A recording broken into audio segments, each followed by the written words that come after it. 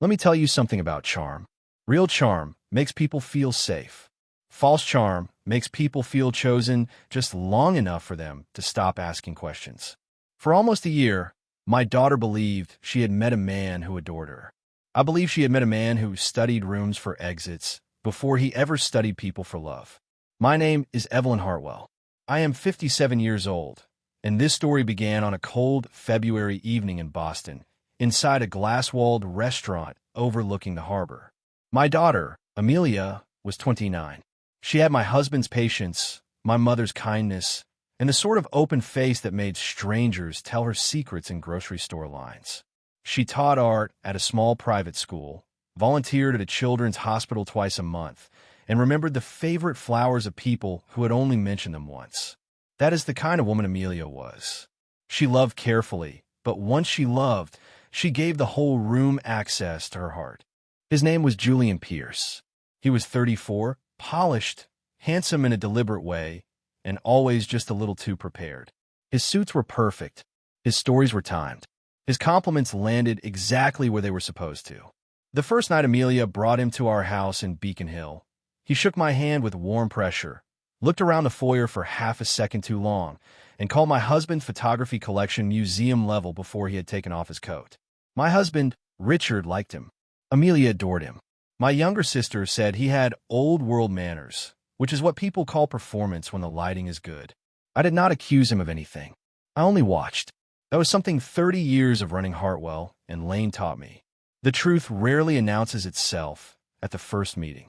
It waits until people think they are no longer being observed. Hartwell and Lane was the family company my father started in a rented office in 1979.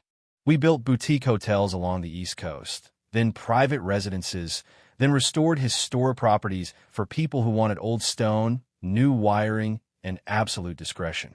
By the time Amelia met Julian, we owned hotels, land, and investment partnerships that journalists like to estimate and relatives like to exaggerate. Julian never asked directly about the money. That was what made him dangerous. He asked about legacy. He asked about long-term vision. He asked Richard what it felt like to build something that would outlive him. He used words that sounded noble, but I could hear the hunger under them. Amelia could not. She was in love. Their engagement dinner was in February, 3 weeks after a snowstorm had turned Boston quiet and silver. We rented the upper room of a harbor restaurant, the kind with white tablecloths, candlelight, and windows that reflected the guests more clearly than the water outside. Amelia wore a pale blue dress. Julian wore a dark suit and looked like a man accepting an award he believed he had earned. For the first hour, everything was beautiful. Richard gave a toast. Amelia laughed with her cousins. Julian kissed her hand at just the right moment for everyone to notice. I stood near the dessert table, smiling when I was expected to smile, while that old instinct kept tapping at the back of my mind. Late in the evening, I stepped into the side corridor to speak with the restaurant manager about the car service for my mother. The corridor curved toward a private balcony used mostly by staff. I was checking my phone when I heard Julian's voice through the cracked balcony door. He was speaking to a man named Victor, one of his college friends. Victor had arrived too loud, drunk too early, and impressed with himself in the way men become when they think expensive champagne makes them interesting. "I still can't believe you pulled this off," Victor said. "Hartwell money, Beacon Hill house, hotels, trusts. That family is a gold mine." Julian laughed softly, not nervously, proudly. "Keep your voice down. I'm serious. When you first showed me your photo, I thought you were aiming too high." Julian's voice changed then. It lowered into the private register of someone showing his real face because he thought the door was closed. "Amelia is sweet," he said. "She'll be a good wife. But the family is the future. Her mother controls half of Boston development money, and Richard is tired enough to want help. Once I'm inside, I'll be inside for good." Victor laughed. "So you're in love with the balance sheet?" "I'm in love with not wasting my life begging investors for introductions," Julian said. "This is access. This is leverage. This is the door most men never get near." I stood in that corridor with my phone dark in my hand and listened until there was nothing left to misunderstand. I did not open the balcony door. I did not walk in and humiliate him. I did not drag Amelia into the corridor and ask her to choose between the man she loved and the mother she thought was overprotective. That would have made Julian careful. It would have made Amelia defensive. It would have turned the truth into my opinion. I needed more than my opinion. So I went back to the party. Richard saw me first. After 32 years of marriage, he knows when my face has changed, even if the rest of the room does not. "What happened?" he asked quietly. I placed my hand on his arm and smiled toward a guest walking past us. "Not here," I said, "and you need to act exactly as you were acting 5 minutes ago." Richard looked toward Julian, then toward Amelia, and understood enough to stop asking. Julian embraced me before he left that night. He thanked me for the dinner. He said Amelia had never looked happier. He said he felt honored to be joining our family. I kissed his cheek like a woman welcoming a future son-in-law. Then I said, "Julian, Richard and I have been discussing something we should talk about soon. A professional opportunity. Something that might help you and Amelia start married life with a stronger foundation." He tried to hide how quickly the words reached him. "That sounds wonderful," he said. "I'll call you next week." I watched him leave with Amelia's hand tucked into his arm. He believed the evening had gone perfectly. In a way, it had. The next morning, I called our attorney, Marcus Bell. Marcus had handled our trusts, acquisitions, contracts, and quiet disasters for 18 years. He listened to the whole story without interrupting once. When I finished, he said, "Evelyn, what exactly are you trying to prove?" "That he is marrying my daughter for access." "You already know that." "I know it. Amelia needs to see it." There was a pause. Then Marcus said, "There is a difference between protecting your daughter and staging a legal theater. I want the difference written properly." He sighed, which meant he had already started thinking. 3 days later, Marcus came to our house with a draft. It was not fake. That mattered. I did not want to fabricate a document or a trap that depended on dishonesty. What Marcus built was real. A preliminary family office advisory agreement connected to one of our smaller hospitality funds.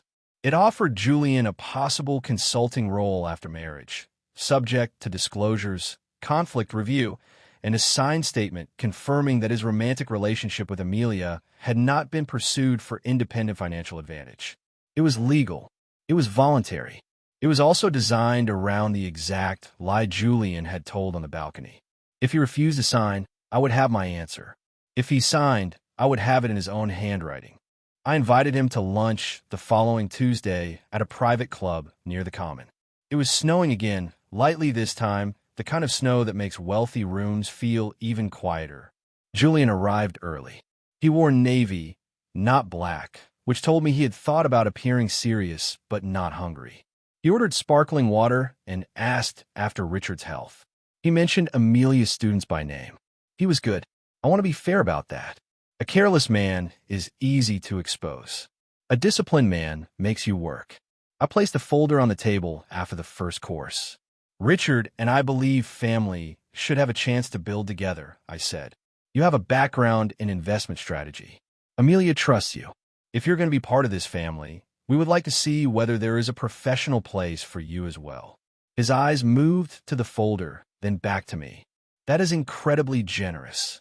"It is cautious," I said. "Generosity comes later." He smiled because he thought I was joking. I was not. He read the summary first. I watched him calculate the possibilities.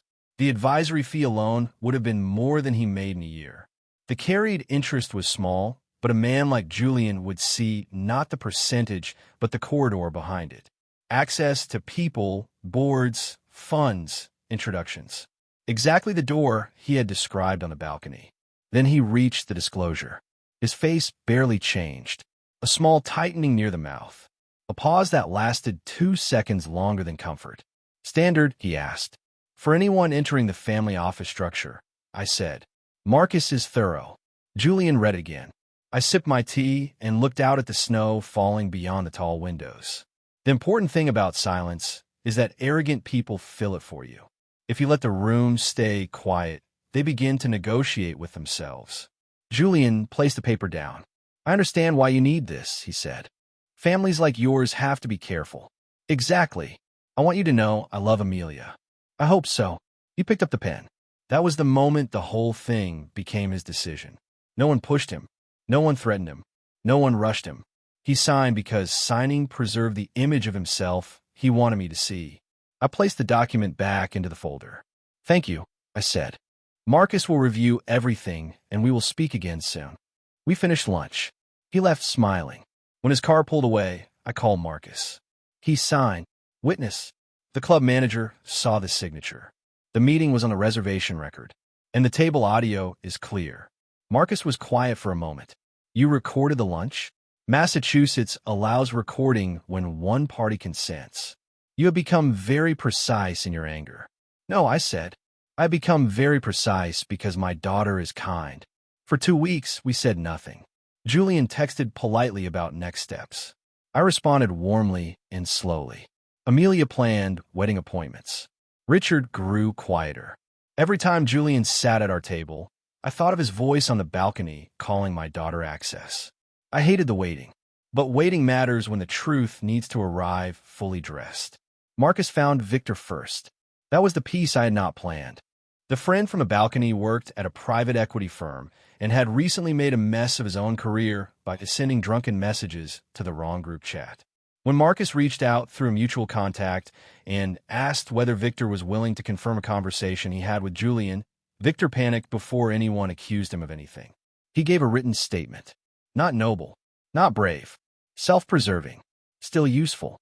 After that, I asked Amelia to come home. It was a Saturday morning in March. The snow had started melting, leaving the city gray and wet. Amelia arrived in leggings and a long camel coat, holding coffee for me because she never came empty-handed. She saw Richard in the sitting room and stopped. "What's wrong?" I wanted to soften it. I wanted to protect her from the first blow. But there are truths that become crueler when wrapped too gently. So I told her what I heard on the balcony. I repeated Julian's words as accurately as memory allowed. When I said, "This is access," Amelia's hands tightened around the coffee cup until I thought the lid might come off. She did not fall apart. She sat very still, and the stillness frightened me more than tears would have. "Why didn't you tell me that night?" she asked. "Because you loved him, and he would have explained it away before you had anything solid to hold." Richard leaned forward. We needed proof he could not charm his way through. I placed the folder on the table. The transcript from the balcony statement, Victor's signed confirmation, the advisory disclosure Julian had signed, and the audio from lunch. Amelia looked at the folder for a long time. Then she said, "I want to hear it." I almost said no. Richard looked at me, and I knew he would support whatever I chose. But Amelia was not a child. She was the person Julian had deceived. The truth belonged to her first. So I played the recording. Not the balcony. That had not been recorded. I played the lunch. The part where Julian said he loved her and signed a document denying the motive he had already admitted to his friend. When it ended, Amelia wiped her face once with the back of her hand and looked toward the window. "He made me feel guilty for questioning him," she said. "I apologized to him last month because I thought I was afraid of commitment." I said nothing. There was nothing useful to say to that except the truth, and she already knew it. She looked back at me. "I want him here. Amelia, I don't want a phone call. I don't want a text. I want to watch him realize I know." Her voice was quiet, but there was no uncertainty in it. So we invited Julian for dinner the next evening. He arrived carrying white tulips because Amelia liked them. That detail nearly broke my composure. He had studied even the gentle things well enough to weaponize them. Richard opened the door. Julian stepped inside and sensed the change immediately. Men like him read temperature quickly. The house was too quiet. No dinner smells. No Amelia in the hallway. No easy welcome. We led him to the library. Amelia was already there, seated near the fireplace in a dark green sweater, her engagement ring removed and placed on the small table beside her. Carol from the original story had roses. I had books, family portraits, and a room built for honesty whether people wanted it or not. Julian saw the ring first, then the folder. His face adjusted. That was the most disturbing part. Not panic. Adjustment. He reached for the nearest version of himself that might survive the room. "Amelia," he said carefully, "what's going on?" She looked at him for a long moment. "I know what you said at the engagement dinner." He blinked once. "What I said? On the balcony. To Victor." The name did it. Not the accusation, the witness. His eyes moved to me, then Richard, then back to Amelia. Whatever Victor told you, he was drunk. He gave a written statement, I said. Julian's jaw tightened. That's absurd. I placed the signed disclosure on the table. You also signed this. He looked down at it. The color left his face slowly, like his body understood before his pride did. Amelia stood. I don't want the performance, she said. I don't want the version where you say you were joking, or scared, or misunderstood. I heard enough. I read enough. The part that matters is that when you thought nobody important could hear you, you told the truth. Julian took one step toward her. Richard stood immediately. It was not dramatic. He simply stood, and Julian stopped. Amelia, I love you, Julian said. She shook her head. You loved what my life could give you. That is not fair. No, she said. What wasn't fair was making me doubt myself while you planned a future around my family's money. The room went quiet. I saw him searching for the weak point. In me, in Richard, in Amelia, in the documents. For the first time since I had known him, he could not find one fast enough. So he changed tactics. This could ruin me, he said. Richard's voice was low. You should have thought of that before you built your future on my daughter's trust. I opened the final document. This is an agreement prepared by Marcus Bell. You will return the ring. You will not contact Amelia except through counsel. You will not discuss her, this family, or any private matter connected to this engagement in public, online, through friends, through professional contacts, or through anonymous channels. If you do, the documents in that folder become part of a much larger conversation. Julian looked at me. You're threatening me. No, I said. I am giving you the cleanest exit you are ever going to receive. He laughed once, but landed badly. You people really do think you own everything. Amelia stepped closer to the table and picked up the ring. For a second, I thought she might hand it to him. Instead, she placed it beside the agreement. You don't get to turn this into a story about them, she said. You did this to me. That was the sentence that ended him. Not legally, personally, because he had no answer for the person he had actually wounded. He signed. His hand shook enough to make the signature ugly. When he finished, Richard walked him to the door. I stayed with Amelia. She stood in the library, staring at the empty space where Julian had been. Then she picked up the tulips he had brought and carried them to the kitchen, trash herself. 3 months later, I heard Julian had left Boston. Nothing explosive happened. No scandal broke across newspapers. His world changed the way certain punishments do in wealthy circles. Quietly, efficiently, through doors that stopped opening. A board invitation disappeared. A fund manager stopped returning calls. Victor avoided him completely. The circles Julian had wanted to enter learned enough to keep him outside. Amelia took the spring off from wedding planning because there was no wedding. She went to Maine with Richard for a week and painted seascapes badly, which made her laugh for the first time in months. Later, she went back to teaching. Her students made her a card that said they missed her, and she cried in the parking lot before she drove home. That kind of crying I understood. It was not weakness.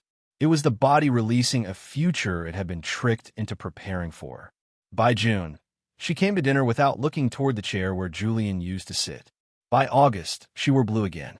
By October, she asked me if I had known from the beginning. I told her the truth. I suspected from the beginning. I knew in February. She nodded. Thank you for not making me choose before I had proof.